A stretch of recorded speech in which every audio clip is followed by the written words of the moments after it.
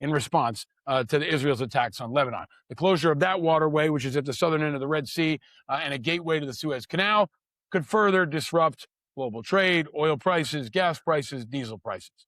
There will be no peace, folks, and there will be no peace in the Middle East, at least anytime soon.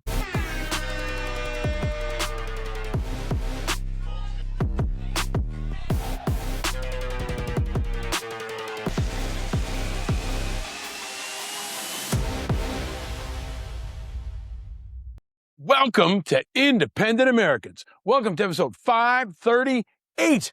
I am your host, Paul Rieckhoff, and it is Monday, June 1st. June is here. I hope you had a great weekend. It is Monday, which means it's also Manosphere Monday. Manosphere Monday.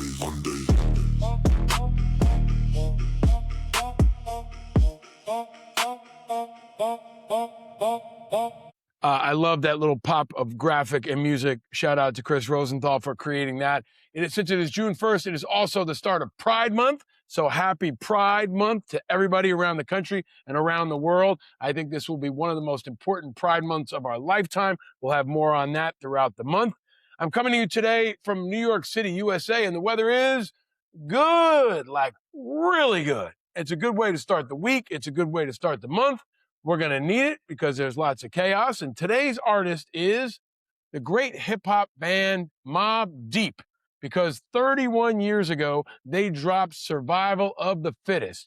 If you don't know, Mobb Deep were a hip-hop duo formed in Queens in 1990. They had the rapper, songwriter, producers Prodigy and Havoc. Definitely one of the most influential East Coast hip-hop groups of all time. They have sold over 3 million records, known most notably for Infamous in 1995, Hell on Earth in 96, Murder Music in 99, and their most successful singles were Shook Ones and Survival of the Fittest. They disbanded in 2012 and briefly reunited, and Prodigy died back in 2017.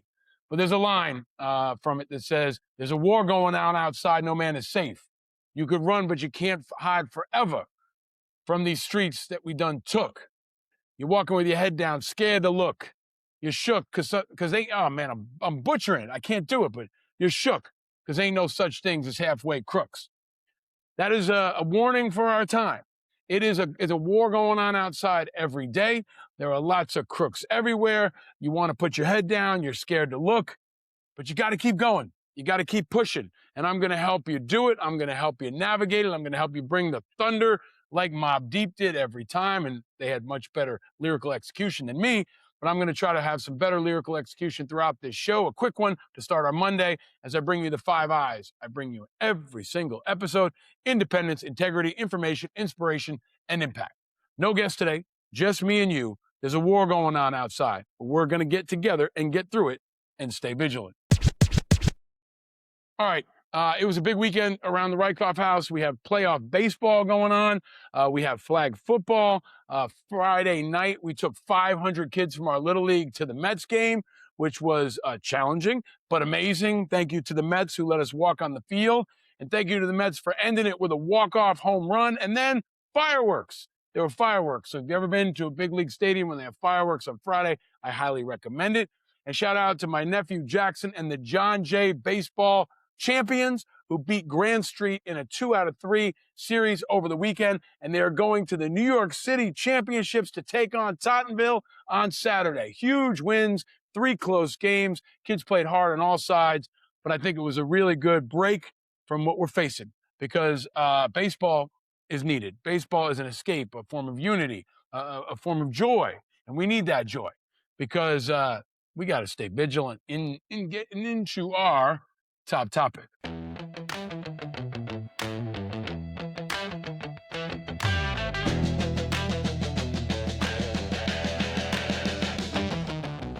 Whew. It's Monday, and I'm feeling it on a Monday. And today's top topic is that Trump news fatigue is real. Yeah, man, I feel it, especially on Mondays. You got to feel it too. I mean, there's so much coming at us. We feel worn down. We feel beaten up. We feel overwhelmed. But we got to keep pushing through it because it is important. And that is part of the strategy on behalf of the most radical people to wear you out, to make you tune out. So then they can do things like start a war in Cuba or pass a $1.5 trillion defense budget. But we can't let the bastards get us down. We got to keep pushing forward. We will have no days off. And that is the top topic. There will be no days off. The war will continue, and there will be no peace when it comes to the flood of news and drama that will overwhelm us at times, but we must continue to stay vigilant. All right, no topic is that more true than on Iran. And here's the news on Iran. No peace there. Nope. Iran has now suspended talks with the U.S. in protest over Israel's actions in Lebanon. Tehran says it violated the ceasefire. Trump contradicts this and says talks are continuing at a rapid pace, which is what he's been saying, I don't know, for months now. In Lebanon, Netanyahu has instructed the Israeli military to strike Beirut's Dahad district, a stronghold of Hezbollah. It's just not ending. There is no peace. There's another threat on another strait. Iranian media has reported that Iran and its allies are considering the activation of other fronts, including the Bab al-Mandab Strait, in response to Israel's attacks on Lebanon. The closure of that waterway, which is at the southern end of the Red Sea and a gateway to the Suez Canal, could further disrupt global trade, oil prices, gas prices, diesel prices. There will be no peace, folks, and there will be no peace in the Middle East, at least anytime soon. So stay vigilant. All right, there will be no peace at the Pentagon. We know that, right? As long as acting Secretary of Culture War Hegseth is in charge. Well, Hegseth continues to do Hegsethian things. Play the song, Chris. Hegseth.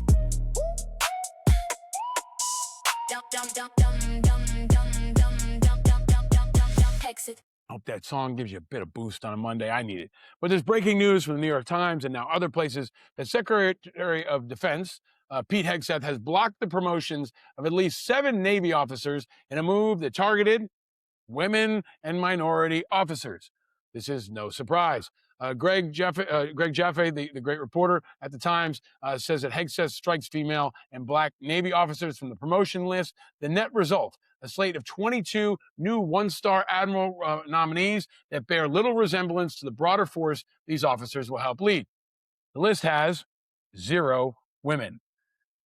Yeah, the culture war continues. The acting culture war secretary, continues to focus on his top priority, leading a radical culture war, driving out women, driving out people of color, driving out trans people or gay people or anybody else who might be recognizing Pride Month. Pride Month will not be celebrated inside the Pentagon, will not be recognized by Pete Hegseth and others. And here is the net result. There will continue to be disruption. There will be no peace at the Pentagon, and we will continue to be less safe. And our enemies are celebrating. Our enemies are celebrating.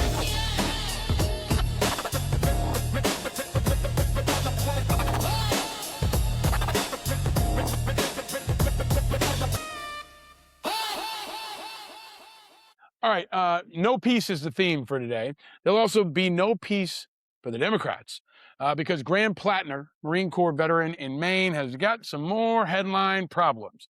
And I would categorize this as Democrats doing Democrat things, meaning they've got a flawed candidate that everybody knows is flawed, that continues to be beat up, continues to have bad news, and they continue to be all in.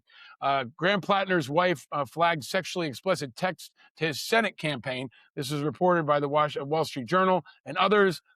Speaking at a town hall following days of negative revelations about his online posts, Graham Platner again has been defiant.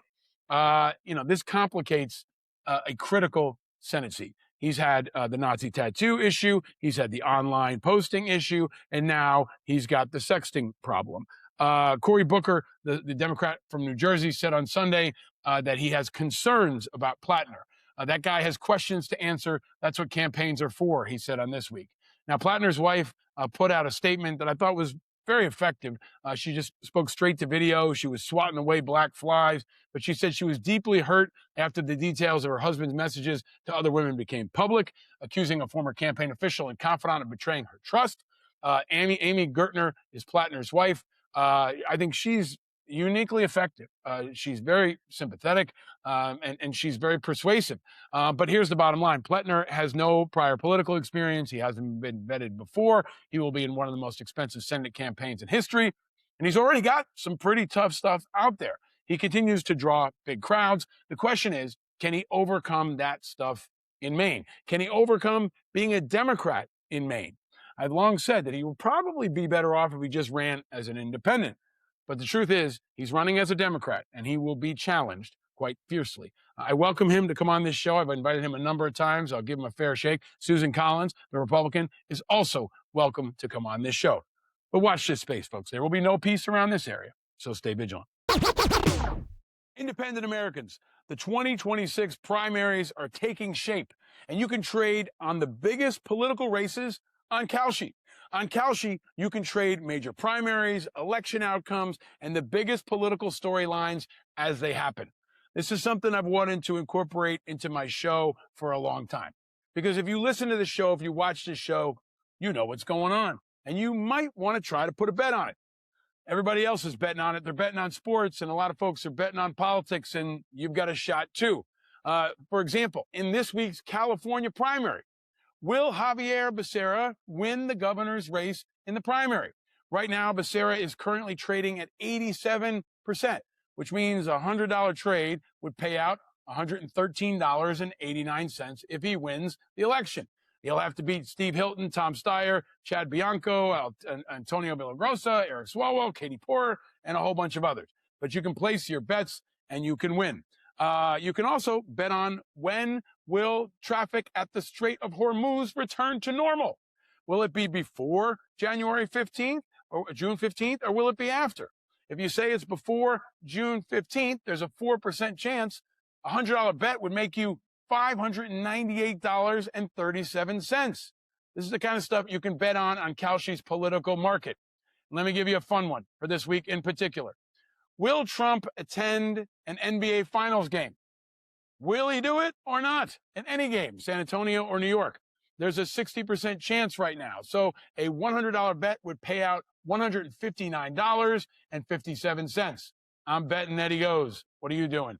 Let me know. On Kalshi, you're trading against peers in a live market, meaning there's no house. And as the probability changes, you can buy in and out of your positions. For a limited time, download the Kalshi app and use the code INDEPENDENT to get $10 when you trade 10.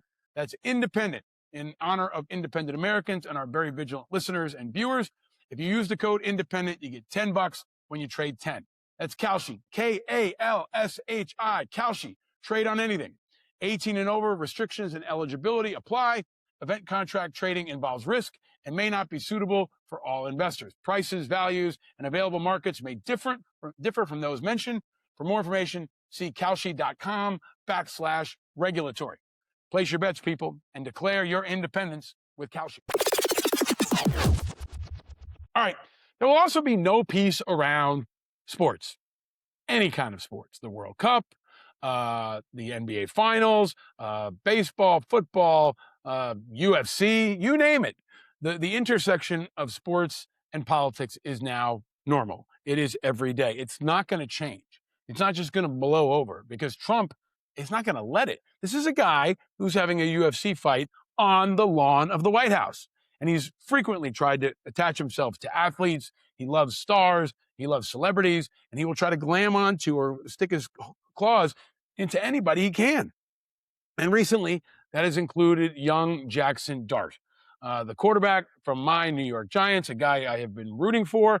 He had a pretty decent rookie year. He led a whole bunch of exciting young players like Cam Scadaboo and others. He went to Ole Miss, and he has really stepped in it. You've heard by now that he introduced Trump at a very highly political event. And I want to note that's part of why this is different. Somebody should have told Dart not to do this. And let me give you a parallel. If he was in the military, you can do a formal event if you're in the military, like a Memorial Day service or a formal event at the Pentagon. You cannot do a partisan political campaign event. And that's what Dart was doing. He was at a partisan political campaign event for a congressman, Mike Lawler, a Republican from upstate New York, who's been on this show. He was at a very, very partisan event. He wasn't at an event for kids. He wasn't at the Easter egg roll. He was at a very, very partisan event. Whether he knew that or not, I don't even know, but he knows it now. And this impact has been huge on his team, on sports, on the intersection of sports and politics. And I think it's been pretty painful to watch. Here's a bit of his statement from last week. No, obviously this was a unique opportunity. Being asked and given the opportunity to introduce the President of the United States. My thinking was pretty simple. In the fact of, I've always loved this country. I have extended family members who have fought in wars. I have 2 uncles who have retired from the Air Force Academy and served themselves. And I even have a great-grandfather who served as Secretary of Treasury at some point. So the president position... Now, I'm going to have a lot to say about this today and in the days to come. But I've always had an issue with anyone using veterans in their family as a shield for their own actions. Now, that said, I don't think this statement will unify the team, remove the distraction, or put it to bed. Dart, and now the team, because of his selfish, in my view, actions alone, will have to deal with this all season. And he'll probably have to deal with it for his whole career and on any team he's on forever, unless he changes his tune and condemns Trump, and then he'll still get it from that side of things. Because you can be damn sure that Trump will keep bringing it up. Trump will never let it go. Never. I mean, every game, some reporter is going to ask Trump about how Jaxon Dart did, if he did great or he did poorly.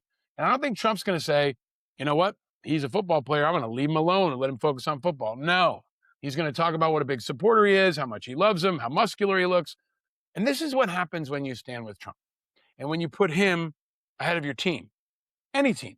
Trump contaminates and consumes anything he touches. And unfortunately for me and for all Giants fans, that now includes our quarterback and our entire franchise. And history, I think, will judge him or anyone who stood with Trump poorly. I think it's a teachable moment, kids. And if you think it's going to go away, ask yourself when the last time you saw Colin Kaepernick play on a football field was. That never went away for him. It was a very different situation. But the intersection of politics and sports, especially when you're a franchise quarterback, never goes away.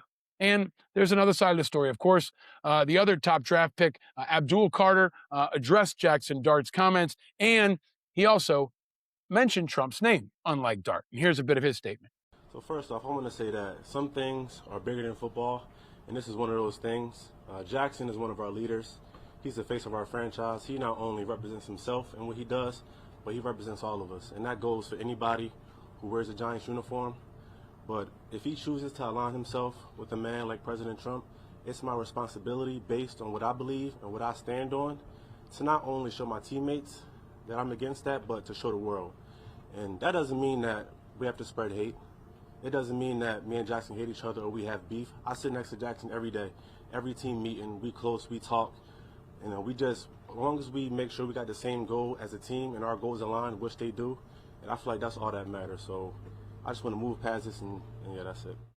Now, Carter had a solid statement. I thought it was a much stronger statement. And it was a statement, frankly, he never would have had to make if his quarterback didn't drag his team into it. So this will continue to be a Trump versus non-Trump, black guy versus white guy division that will not go away. All eyes will be on it. But thankfully for the Giants, they have a very special veteran quarterback also on the team. And his name is Jameis Winston.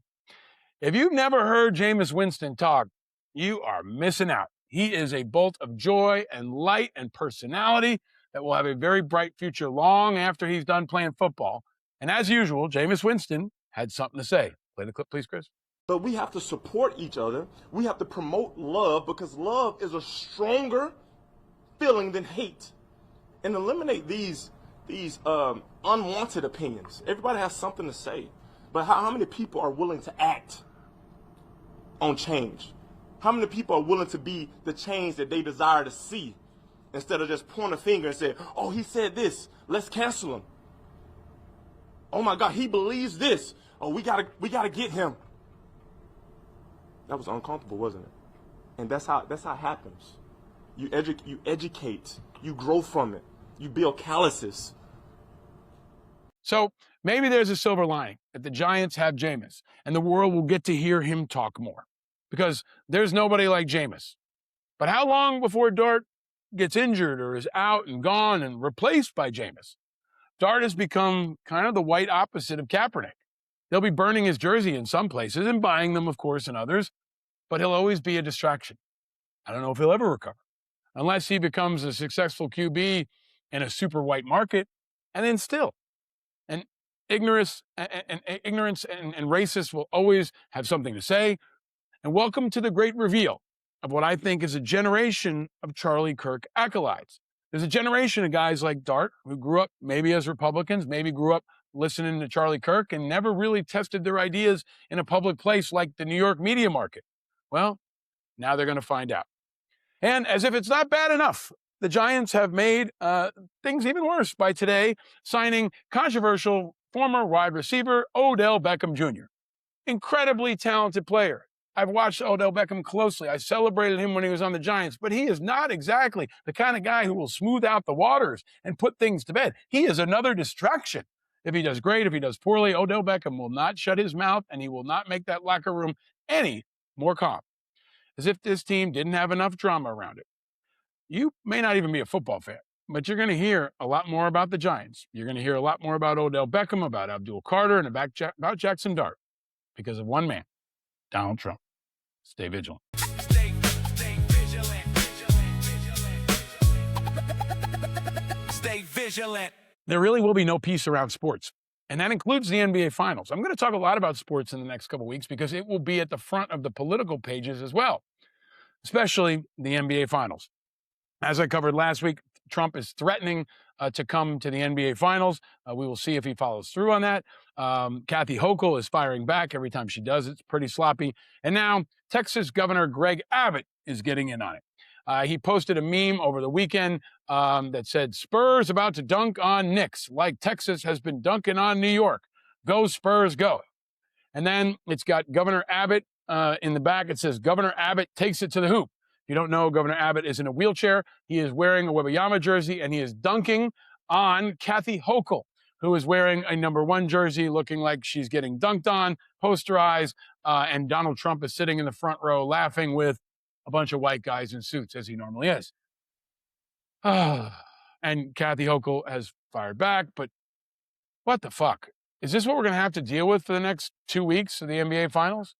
Can every politician just please take maybe a 2-week sabbatical or just stay the hell away from the NBA Finals completely and just let us all enjoy it? I think this is actually serious, folks, because no part of our society is insulated from politics anymore. Maybe it never was, but now it's colliding in a way that's compounding our divisions around sports and politics in a way that's steeped in race, steeped in extremism, steeped in hate, and has our enemies celebrating, of course. But if you're not angry, you're not paying attention because we deserve to have some joy in our life that is uninterrupted by politics. We'll have to stay vigilant. All right, I am, of course, rooting for my Knicks. It's very exciting, game 1 on Wednesday. But below the radar, there is something else happening that you need to know about.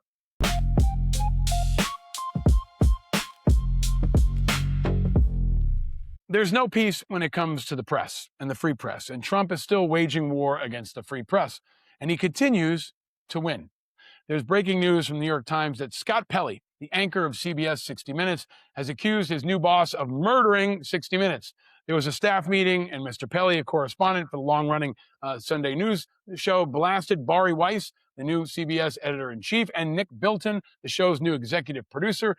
There is audio of this. The New York Times and others have reporting on this. Apparently, there was an extraordinary exchange. Mr. Pelley and his newscaster baritone, sometimes shaking in anger, told Nick Bilton, the new executive producer, that he had slender qualifications in his new job and questioned the network's commitment to the future of the program.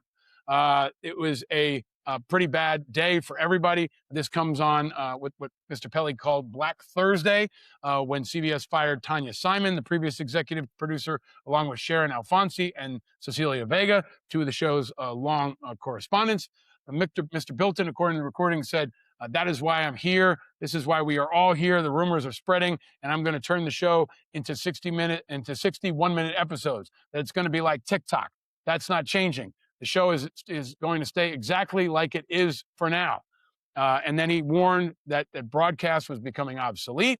He said broadcast is an ice cube that's melting. He said Bari loves the institution. She loves 60 Minutes. When people pushed back at the end of it, he said he was looking forward to meeting with her folks.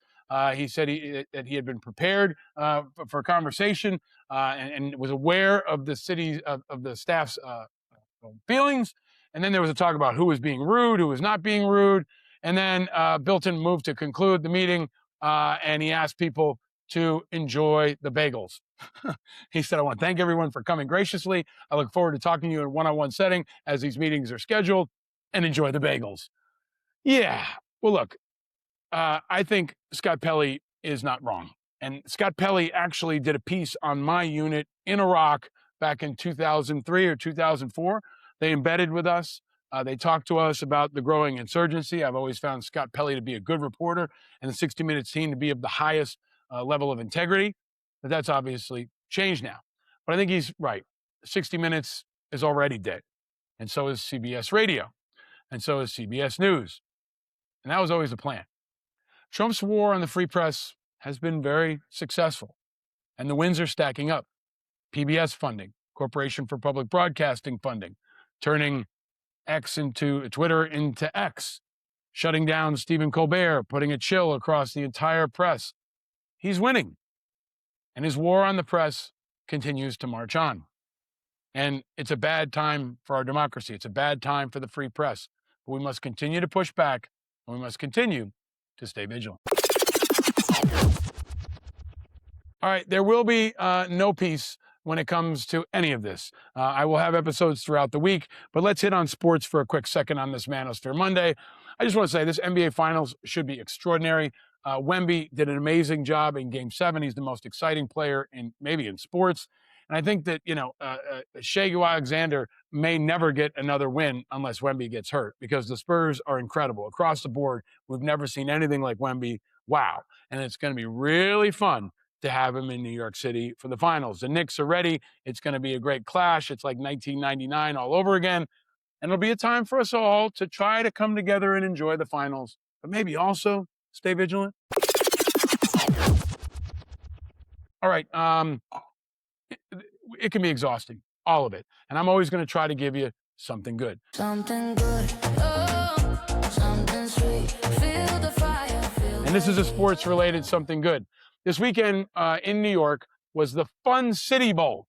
It is an annual football game between the NYPD, the police department, and the FDNY, the firefighters. And this year, the PD beat the FDNY 14-0 in the annual Fun City Bowl. It brings together the city's heroic first responders in a charity game, raises a lot of money. Hopefully Chris can play a clip in there.